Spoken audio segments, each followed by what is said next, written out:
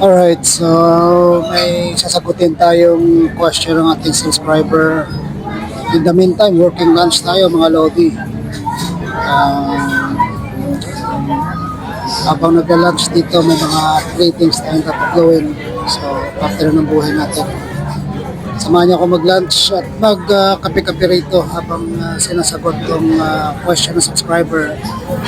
Dahil siya daw ay tapos na ang kaso sa NLRC. Nagkaroon na rin ng resolution doon sa MR and mag 2 months na raw wala pa rin certificate of finality.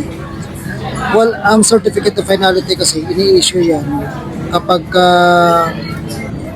after 10 calendar days from the time of receipt of the party of the decision of the labor arbiter. Sa case na to kasi, hindi applicable dito ang certificate of finality kasi ang sabi niya, NLRC daw tapos na silang mag-MR. Kasi ang MR, motion for reconsideration yun. Walang motion for reconsideration sa decision ng labor arbiter. So ang ibig sabihin dito, decision ng NLRC at resolution ng NLRC doon sa MR. Ngayon, kung NLRC level yan, hindi nag-i-issue dyan ng certificate of finality. Ang ini-issue dyan, entry of judgment.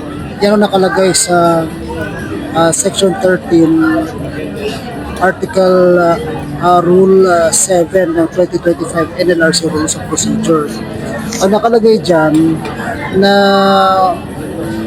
after 10 calendar days from the time of receipt of the decision of the counsel of the party or representative, as the case may be, then the entry of judgment shall be issued by the commission.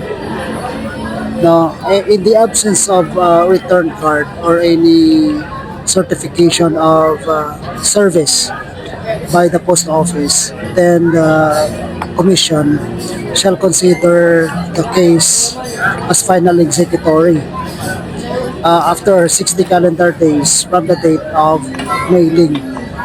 So, alam naman natin na ang value ng entry of judgment or EOJ is that ito ngayon ang i-attach mo sa iyong motion for issuance of writ of execution na pinafile mo sa labor arbiter kasi tapos ng kaso mo.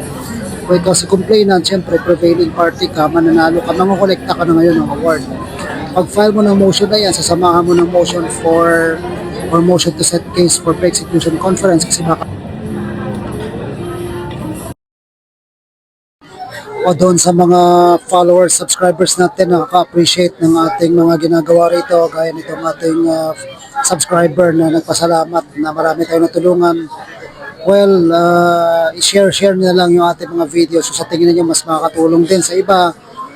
With that, thank you very much and I hope to see you in my next videos. God bless inyo lahat.